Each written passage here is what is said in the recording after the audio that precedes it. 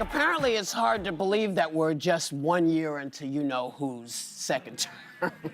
But yesterday, he touted his accomplishments in office so far, including dispatching ICE to Minneapolis. And then it went in a whole other direction. Take a look. Here's the book on accomplishments. Here's the book. These are all things we have. I'm going to read a few of the samples, but look at this. These are all, each line is something that we did. Nobody did that before.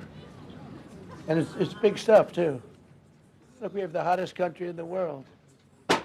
Is ICE going to be too rough with somebody? Or, you know, they're dealing with rough people. Are they going to make a mistake? Sometimes it can happen. We feel terribly.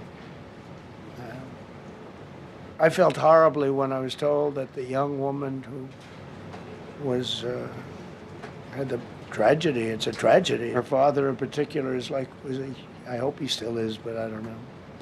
Was a tremendous Trump fan. He was all for Trump. Loved Trump. Her father was a tremendous, and parents were tremendous Trump fans. It's so sad. Unbelievable.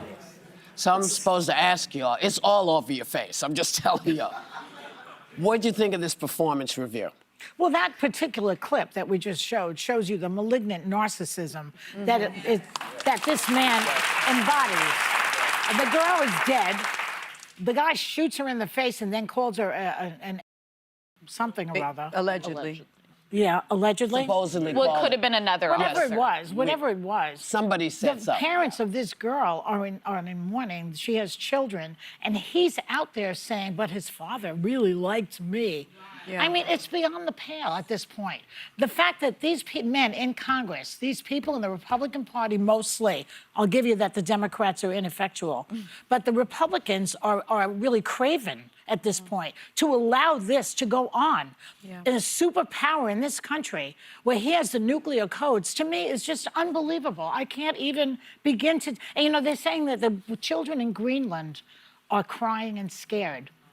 Now they know how we feel. Well, I think that book he whipped out reminded me of the Epstein file when they're like, it's all right here. Wait, and you're you like, mean the new Epstein files that are supposed to come out? Just the original that one that Caroline Leavitt, I think, had, and she just plopped it down, and we're like, one. that big file of things. That. But did they ever release all of them? No. Because he did say, my friends will get hurt, and typically if you utter that about pedo-adjacent people, I think you need new friends.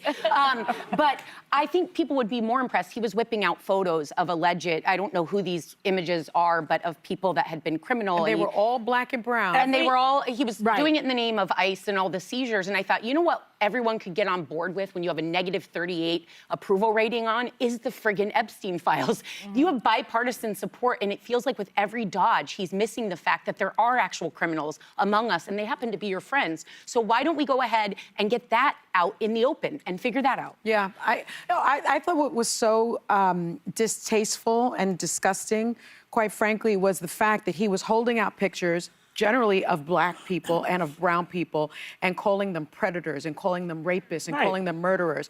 You know, to the world, the president of the United States, there is no data that says that those people are rapists and criminals. In fact, if you look at whatever data that we have, 70% of the people that ICE has detained don't have criminal convictions. Don't have any criminal record. Did we know about those individuals? I couldn't tell. I was watching it live. You couldn't tell, but I'll tell you, if he defamed somebody, they better sue the president of the United States. So they better sue somebody.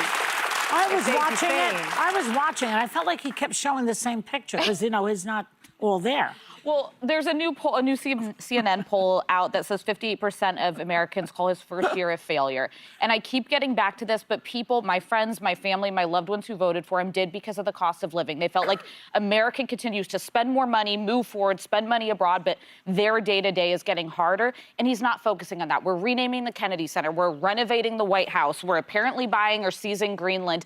It's just all feels like a distraction from the one thing he was asked to do. And it's like, you've got 3 years left and Americans are hurting. Like, please listen don't to tell me he people. has 3 years left. I can't. Well, I can't hear that. You know, you got to make some changes. And you got to make changes, you know? If you wanted to change, because the folks who you elected are not doing anything. Yeah. They're not doing it. it then becomes, and it's a pain in the behind for everybody. Nobody wants to work this hard. Call your senators. But we have to. Whoopi, can I also mention one thing that really was upsetting? No, please do. Our agriculture secretary, Brooke Rollins, said that for money saving, the average American should eat a $3 meal.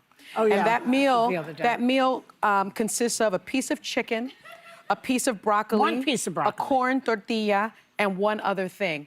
I want to know which grocery store he shops at, because I haven't seen any of those things for $3.